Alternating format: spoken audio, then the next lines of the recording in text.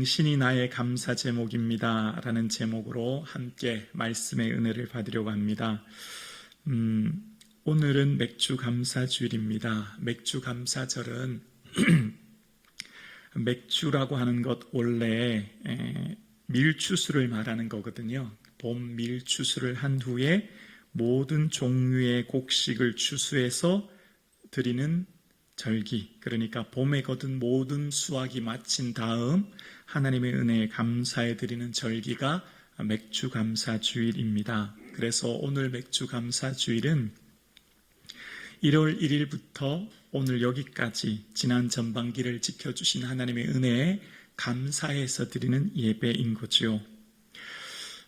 오늘 함께 예배 드리시는 사랑하는 성도님들의 삶에 감사가 풍성한 이 아침 되기를 주님의 이름으로 축복합니다. 감사하면 행복해집니다. 감사는 더 큰 감사를 불러옵니다. 이런 명제를 우리가 잘 알고 있습니다.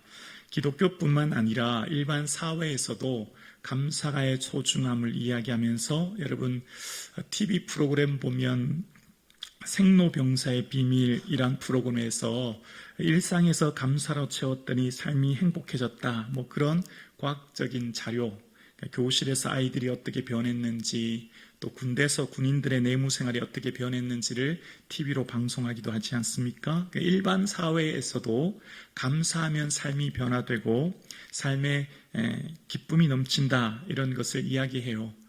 그래서 우리도 153 감사 노트를 하고 있습니다. 하루 한 구절 말씀을 묵상하고 5가지 감사를 기록하고 3번의 감사를 표현하려고 합니다. 모두 열심히 하고 계시죠? 표정이 왜 그러세요? 잘하고 계신다는 거죠. 감사합니다. 해보시니까 어떻습니까? 쉽지가 않더라고요. 어려워요. 매일 5개 쓰려고 하니까요, 딱히 생각이 잘 안 나요. 어떨 때는 좀 귀찮기도 하고 숙제처럼 느껴지기도 하고, 왜 자꾸 이걸 하게 했나, 왜 이런 걸 하게 하나, 이런 생각도 들고 느끼는 게 있어요. 감사는 저절로 결코 안 된다는 걸 느끼게 돼요. 그리고 감사는 내가 평소 얼마나 감사를 안 하고 살고 있는지를 깨달았어요. 내가 평소에 얼마나 감사 안 하고 사는지를 이 노트를 쓰면서 알게 되더라고요. 그러니까 책을 딱 펼쳐서 감사를 쓰려고 하면 감사거리가 별로 없다는 걸 저는 생각하게 들더라고요. 사실은 곰곰이 생각하면 감사할 게 있어요. 건강 주셨잖아요. 이 하루를 선물로 주셨잖아요. 영생을 선물로 주셨잖아요. 자녀들이 잘 자라고 있잖아요. 그런데 감사가 쉽지 않다는 걸 느끼게 됩니다. 그러면서 이제 이 맥주 감사주일 어떻게 우리 성도들은 감사할까를 생각해 봅니다. 사회에서도 많은 사람들이 감사를 독려하고 감사의 좋은 장점을 이야기하는데, 그러면 성경이 말하는 감사, 성도들은 어떤 감사를 해야 될까? 조금 다른 차원의 감사를 성경은 우리에게 말하는데요. 성경에 오늘 읽었던 감사가 바로 데살로니가전서 5장 16절과 18절입니다. 너무너무 잘 아시고 또 좋아하시는 말씀이죠. 항상 기뻐하고 쉬지 말고 기도하고 범사에 감사하는 겁니다. 이게 뭐라고요? 하나님의 뜻이라고 말씀합니다. 그래서 기쁨은 시간과 연결이 되고 기도는 지속성과 연결이 되어서 끊임없이라고 하는 언어의 의미가 있고, 감사는 상황에 연결이 되어서 범사라고 하는 헬라어 의미는 모든 상황이라는 의미가 있어요. 그래서 모든 상황 속에서 감사해야 된다, 이것이 하나님의 뜻이다 라고 이야기합니다. 자, 그런데 여기서 우리가 딱 걸려요. 모든 상황에서 기쁠 때는 감사할 수 있는데 슬플 때도 감사하라고? 성공할 땐 감사할 수 있는데 실패할 때도 감사하라고? 어떻게 그게 가능하지? 어떻게 내가 원하고 계획하는 일들이 잘 될 때는 감사할 수 있지만 내가 계획한 일들이 안 되고 실패하고 깨어지는데 감사할 수 있지? 라고 하는 의문이 들지 않습니까? 그게 왜 하나님의 뜻일까? 라고 하는 의문입니다. 그래서 여기서 감사의 출발점을 생각해 보려고 합니다. 감사는 해석학입니다. 감사는 해석이에요. 믿음의 관점에 따라 감사가 되기도 하고 불평이 되기도 하거든요. 그래서 감사는 해석하기예요. 우리는 믿음의 관점으로 삶을 바라보는 것, 그래서 믿음의 해석하기 감사인 거죠. 그래서 하나님께서 우리에게 말씀하시는 것 중에 너무너무 잘 아시는, 저와 여러분이 너무 좋아하는 말씀이 또 있어요. 로마서 8장 28절이죠. 이 말씀 우리 함께 고백하실까요? 함께요. 우리가 알거니와 하나님을 사랑하는 자, 곧 그의 뜻대로 부르심을 입은 자들에게는 모든 것이 합력하여 선을 이루느니라. 아멘. 자, 여기 보면 모든 것이 합력하여라고 하는데요. 여기 합력하다라고 하는 원어의 뜻은 쉰에르게오라고 하는 헬라어의 뜻이 있어요. 이 뜻은 어떤 뜻이냐면 함께 일한다, 함께 역사한다, 이런 의미가 있는 겁니다. 그래서 오늘 본문을 보면 함께 일한다고 하는 것은 어떤 의미일까요? 좋은 일도 주님의 선한 뜻을 위해 사용되고 나쁜 일도 주님의 선한 뜻을 위해 사용됩니다. 기쁜 일도 주님의 선한 일을 위해 사용되고 슬픈 일도 주님의 선한 일을 위해 사용됩니다. 자, 여기서부터 성경이 말하는 감사의 해석을 배워야 되는 거죠. 어떻게 슬픈 일도 감사할 수 있을까? 어떻게 실패도 감사할 수 있을까라고 하는 거예요. 그런데 오늘 본문은 말합니다. 하나님을 사랑하는 자, 내가 하나님을 사랑하여 하나님의 뜻대로 부르심을 믿는 사람들, 그 사람들은 누구죠? 하나님이 날 사랑하시는 걸 알아요. 하나님이 날 너무너무 사랑하시기 때문에 가장 좋은 길로 나를 인도하고 계신다고 하는 분명한 신뢰가 있죠. 그리고 그 신뢰 안에서 하나님께서 날 향해 이끄시는 길, 그 길이 비록 내가 지금 다 이해되지 않아도 분명히 하나님은 더 좋은 길로 인도하기 위한 계획이야 라고 하는 믿음 안에 이 고백이 가능한 거죠. 그래서 합력하여 라고 하는 모든 일이 함께 일한다라고 하는 것은 우리의 삶 가운데 때로는 이 믿음의 고백에 의해서 불평거리가 감사거리로 바뀌기 시작하는 겁니다. 원망거리가 찬양거리로 바뀌기 시작하는 겁니다. 바로 이 믿음의 눈이 열릴 때 가능하다는 겁니다. 성경이 말하는 이 믿음의 해석학이 적용될 때 우리의 삶이 가능하다는 겁니다. 그래서 제가 이 말씀을 준비하다가 이의영 교수의 감사일기라는 책을 봤더니 이런 내용이 있더라고요. 감사의 생명에게는 감사할 거리가 아예 안 보인다. 감사의 약시는 감사를 보고 싶어도 잘 보지 못한다. 감사의 근시에게는 눈앞의 감사만 본다. 감사의 원시는 남의 감사는 보는데 자기 감사는 잘 모른다. 감사의 생명, 약시, 근시, 약시 모두 공통점은 감사를 제대로 볼 수 없다는 것에 있다라고 이야기합니다. 자, 분명히 어떤 사람은 10,000가지의 감사를 받았어요. 그럼에도 불구하고 불평하는 사람이 있다는 겁니다.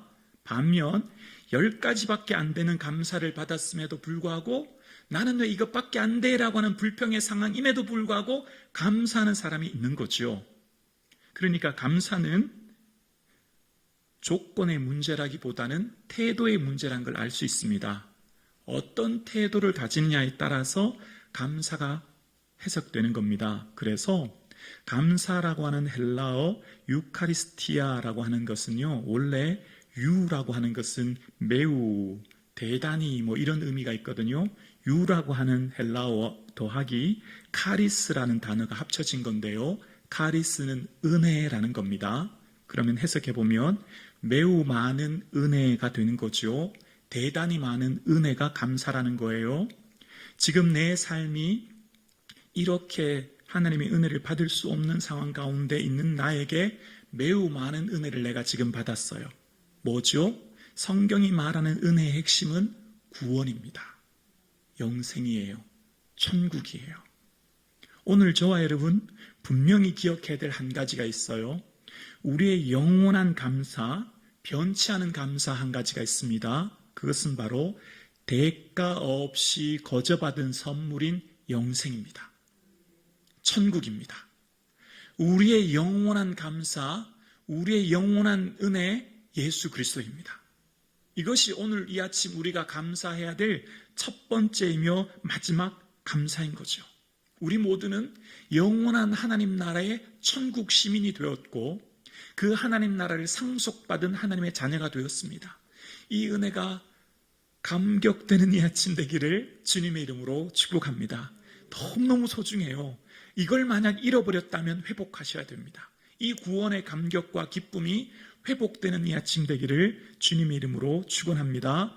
우리의 삶 가운데 이것 놓치면 다른 어떤 감사, 건강, 재물, 형통, 인정, 명예 어떤 것도 의미가 없는 거죠. 그래서 감사의 출발점은 바로 은혜라는 겁니다. 은혜는 뭐죠? 대가 없이 거저 받은 겁니다. 우리는 대가 없이 거저 하나님 나라, 천국을 선물로 받았습니다. 이것이 우리의 출발점입니다.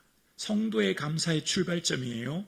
마찬가지로 지금 저와 여러분이 받은 생명, 시간, 자녀, 하나님이 여러분에게 위탁하셨어요. 여러분께 아니에요. 잠깐 100년 정도 맡겨주셨어요. 하나님께서 지금 내 삶의 자리, 내가 만난 부모, 형제, 직장, 내 모든 것 하나님의 은혜로 지금 내가 이곳에 있습니다. 나의 나 된 것은 하나님의 은혜로 된 것이니 이것이 사도 바울의 첫 번째 감사의 출발점입니다. 오늘 맥주 감사 주일 예배를 드리시는 저와 여러분 감사할 거리가 보이지 않아서 이 자리에 계신다면 오늘 우리의 첫 번째 감사가 은혜로 출발하여서 예수 그리스도가 나의 감사로 출발될 수 있기를 주의 이름으로 축원합니다. 영원한 천국이 있잖아요. 영원한 하나님 나라가 있습니다. 우리는 곧 그 영원한 하나님 나라에서 예수님을 얼굴과 얼굴을 대면하여 배울 것입니다. 반드시 천국과 지옥은 있습니다. 믿든지 안 믿든지 상관없어요. 이것은 곧 닥칠 현실이기 때문입니다. 이건 우리의 의지와 상관없어요. 우리가 곧 마주할 현실이기 때문이에요. 우리에게는 영원한 천국이 그 하나님 나라의 영원한 기쁨을 앞당겨서 지금 이곳에서 그 구원의 감격이 회복되는 아침 되기를 주의 이름으로 축원합니다. 그래서 성경을 보면 성경에 기록된 믿음의 고백들은요, 머리로 아는 추상적인 지식을 기록했기보다는 내가 직접 체험하여 내 삶 가운데 경험되어진 일들을 직접 경험한 것들이 성경의 내용입니다. 그래서 하나님을 사랑하는 자 곧 그 뜻대로 부르심을 입은 자들에게는 모든 것이 합력하여 선을 이룬다. 이것은 사도 바울이 직접 몸소 체험하여 고백한 내용이에요. 사도 바울의 삶은요, 계획대로 되지 않은 삶을 살았습니다. 사도 바울이 다메섹에서 예수님을 만나서 회심하고 예루살렘으로 가지 않습니까? 근데 예루살렘에 있는 사람들의 반응이 싸늘합니다. 믿지 못하는 겁니다. 예전에 예수 믿는 사람들을 잡아 체포했으니까요. 그래서 그들과 분쟁이 일어납니다. 그래서 어쩔 수 없이 사도들이 바울을 어디로 보내냐면 고향 다소로 보냅니다. 그런데 그 다소에서 몇 년 있었는지 신약학자들은 13년 있었다고 이야기합니다. 1년도 아니라 5년도 아니라 10년이 넘는 시간이에요. 생각해 보세요. 나는 지금 예수님을 만났어요. 다메섹에서. 이제 예수님을 위해서 열심히 전도할 그 감격과 기대 속에 내가 이제 온 땅에 다니면서 예수님 전해야 되겠다 생각했는데 이게 뭐예요? 고향에서 유배 아닌 유배 생활을 살고 있는 겁니다. 이럴 거면 왜 부르셨어요? 계획대로 되지 않았습니다. 기다림으로부터 사역이 시작된 겁니다. 사도 바울의 사역은 그러면서 길이 막혀도 그의 삶에 일하신 하나님을 깨닫게 되는데요. 고린도에서 사도 바울의 계획은 로마로 가는 것이 계획이었습니다. 그런데 로마서에 보면 지금까지 길이 막혔도다 이런 표현이 나와요. 원래 고린도에서 계획은 얼마 멀지 않습니다. 배를 타고 며칠이면 갈 수 있는 곳이 로마예요. 근데 무슨 이유인지는 정확하게 알 수 없으나 길이 막혔어요. 그리고 그 길이 막힌 곳에서 쓴 것이 뭐지요? 로마서입니다. 그 로마서가 그렇게 잉태된 겁니다. 뿐만 아니라 사도 바울은 데살로니가도 가려고 했습니다. 그런데 데살로니가도 가려고 했는데 갈 수 없었어요. 왜냐하면 데살로니가는 3주밖에 목회하지 못했기 때문에 그 성도들이 아직 어린 성도들, 신앙적으로 어리기 때문에 다시 가려고 했거든요. 그런데 데살로니가에 보면 한두 번 너희에게 가고자 하였으나 사단이 우리를 막았다, 그런 내용이 나와요. 갈 수 없었죠. 계획대로 되지 않습니다. 그래서 잉태된 것이 오늘 저와 여러분이 읽는 데살로니가 전후서입니다. 오늘 여러분이 읽는 데살로니가 전서, 항상 기뻐하고 쉬지 말고 기도하고 범사에 모든 상황 가운데서도 감사라고 쓴 것, 길이 막혀서 쓴 거예요. 그래서 오늘 저와 여러분의 두 손에 들려있는 것이 데살로니가 전서입니다. 데살로니가 교회는 지금 어떤 상황 가운데 있었냐면 여러 환난 중에 흔들리지 않게 하려 함이라 라고 하는 표현 속에 지금 외부의 박해로 인하여서 굉장히 어려운 상황 가운데 있었습니다. 외부의 박해로 굉장히 어렵고 힘든 데살로니가 교회에게 지금 뭐라고 하고 있죠?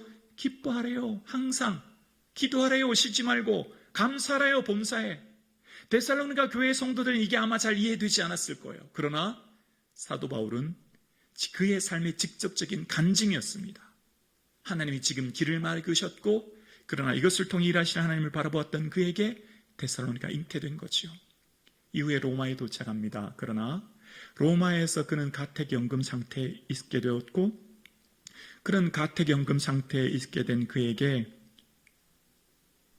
태어난 편지가 우리가 가지고 있는 에베소서, 빌립보서, 골로새서, 빌레몬서입니다.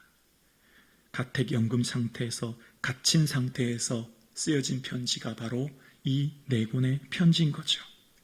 그렇습니다. 사도 바울의 삶 가운데서는 계획대로 되지 않았고 길이 막히고 내 뜻대로 일이 되지 않았지만, 그러나 그럼에도 불구하고 그것을 통하여서 일하신 하나님이 분명히 성경에 기록되어 있다는 걸 알게 돼요.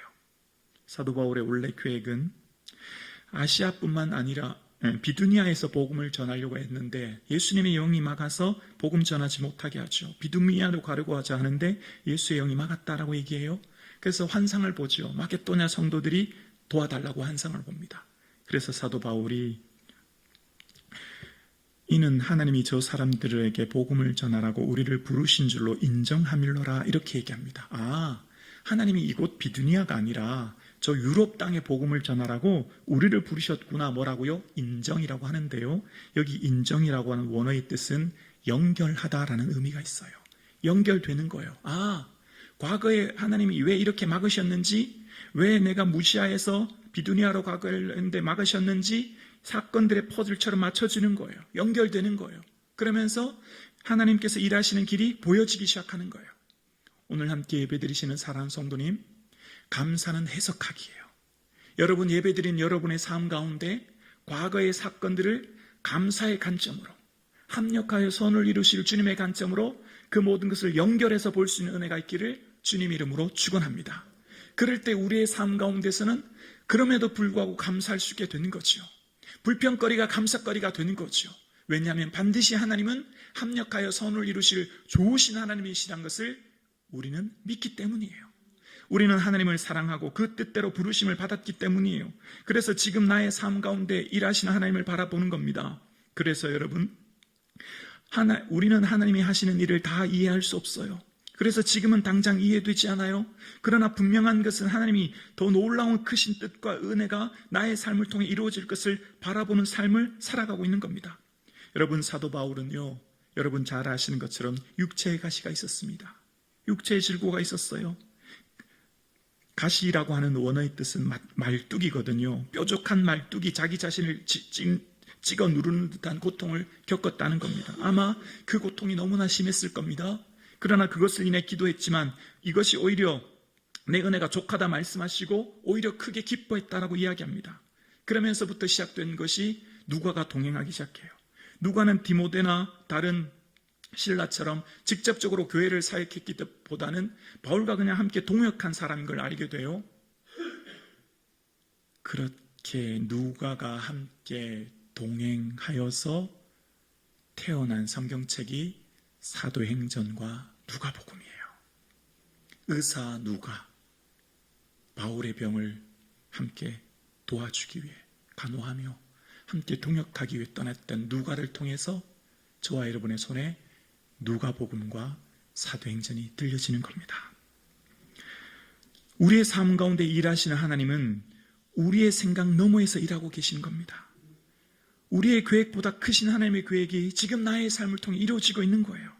그래서 사도 바울의 생에 만났던 모든 사람들이 감사의 제목이란 걸 알게 돼요. 디모데와 실라와 같은 직접적인 동역자뿐만 아니라 사도행전을 통해서 보면 사도 바울을 향해 박해했던 유대인들, 돌로 쳤던 사람들, 심지어 사도 바울을 죽이려고 했던 사람들까지도 그들을 통하여 합력하여 하나님의 위대한 역사를 이루어가는 하나님의 은혜의 통로로 쓰임받았습니다. 이것이 하나님의 역사예요. 사도 바울의 삶을 통해 세계의 중심부인 로마로 이끄시기 위한 하나님의 계획은 반대자를 사용하여 일하셨던 거죠. 오늘 예배하시는 저와 여러분, 내 옆에 있는 왼쪽 오른쪽 성도님들 한번 바라보시면서 함께 예배 드리시는 성도님이 나의 감사의 제목이 될 수 있기를 주 이름으로 축원합니다. 성도님이 계셔서 내가 있는 거예요. 오늘 내가 만난 자리, 나의 부모님, 형제자매, 아내와 남편, 내 사랑하는 가족이 나의 감사 제목이 되기를 주님 이름으로 축원합니다. 바울을 통해 일하셨던 하나님은 비록 바울에게 박해하고 돌을 치고 바울을 죽이기 전에는 먹지도 마시지도 않겠다는 사람들까지도 사용하셔서 하나님 나라의 역사를 이루셨던 하나님은 오늘 우리의 삶도 마찬가지로 하나님께서 빚으시고 하나님께서 이끄시고 하나님의 형상대로 일하시는 하나님은 하나님 우리의 삶을 통해 계획하신 그 뜻이 비록 내가 지금 만난 그 사람, 어떤 사람까지도요, 저 사람 좀 안 만났으면 좋겠는데, 저 사람 좀 없었으면 좋겠는데, 왜 내 하나님 저런 사람 만나게 하셨나? 라고 하는 사람까지도, 아멘이십니까? 아멘. 감사는 해석하기입니다. 합력하여 선을 이루실 주를 바라보는 것, 이게 믿음의 해석하기죠. 이게 성도만 할 수 있는 고백입니다. 결코 믿음 없이는 할 수 없는 고백. 세상 사람들은 할 수 없는 감사. 이것이 바로 믿음의 감사고 고백인 거죠. 맥주절은 초실절에 첫 곡식을 바친 이후 안식일 다음 날인 7주가 지난 50일째 드리는 절기입니다. 그래서 77절이라고 하고 오순절이라고 합니다. 신약의 오순절은 어떤 날입니까? 하나님의 은혜에 감사하여 모였던 성도들, 그들이 오순절날 성령의 충만한 은혜를 받았고 그 성령의 충만을 받았던 성도들이 삶이 변화되어 하나님 나라 일꾼으로 쓰임받았습니다.